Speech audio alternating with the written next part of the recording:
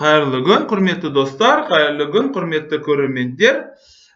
Динара Садуақасованың келесі қарсыласы Гледура Беньямин. 1999 жылы 4 шілдеде Эгер қаласында дүниеге келген венгриялық шахматшы. 2016 жылдан бері гроссмейстер. Қазіргі таңдағы рейтингісі 2615.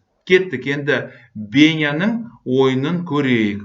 E4, E4, E5, ATF3, ATF6. Орыс қорғанысы деп аталады, ал Европада Петров қорғанысы деп аталады екен. Ат E5, D6, ATF3, ат E4, піл D3. Енді көптеген ойыншылар әрине бұл жерде жауынгерді D4-ке қояды, ал енді Беня піл D3 деп жүреді. D5, патшаны сырға кіргізді, піл E7, кеме E1, ат D6. Енді кезінде атты F6-ға қоятын, енді жаңа үрдіс пайда болды, жаңа мода деуге болады. Ат D6, ат C3, C6, уәзір E2, өзінің батареясын құрды. Ат D7, B4, ат F8, B5, піл G4, BC, уәзір E3, уәзір F3, уәзір F3, ат E6. Қаралардың жағдайы ақтардан кем емес. Уәзір H5, егер сіз патшаны сырға кіргізсеңіз, онда сізге мат қояды. Көріңіз бе, компьютер бірден табады деді.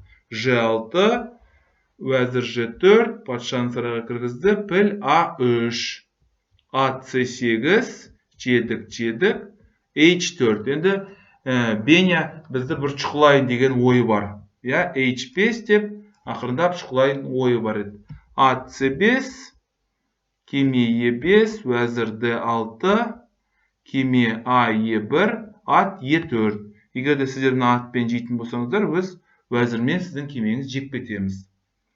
Уәзір F4, жедік, және F6. Әрине, E7-дегі нені жеуге болмайды, өйткені уәзірден айырып қаласыздар. Жедік, патша F7, C4. Мынау қабаттасқан жауынгерлер, мынау жарылып қалған жауынгерлер деп қабылады мысалы. Мысалы мынау мүлдем бөлініп қалған жауынгер деп айтуға болады. Fe8, өйткені біз деген E жолы үшін күресу керекпіз.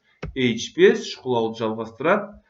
D8, C5, B8, B жолы арқылы қиын қозғаламыз. G4, жедік, G8, тағы да бір жол ашылды. G ашылды, E ашылды, B ашылды. Болашақта екеуінің біреуін пайдалануға болады. Және мына бөлініп қалған жауынгердің қал жағдайын білуге де болады.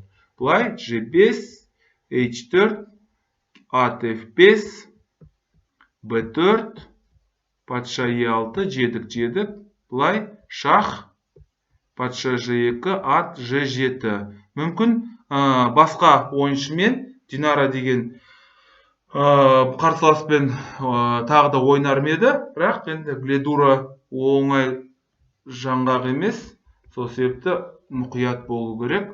Және осы жерде позиция 3 рет қайталанды. Және сіздер білесіздер, егерде бір позиция 3 рет қайталанатын болса, онда тең түседі. Егерде қарсыласты ұтқың келсе, онда басқа бір нәрсені ойлап тап деген сияқты. Егерде каналдағы видео ұнайтын болса, каналға жазылыңыздар, лайк басыңыздар, сұрақтарды қойыңыздар, шама шарқыма сәйкес жауап беруге тырысамын. Жақсылықта кездесейік, сау сәлемет болыңыздар.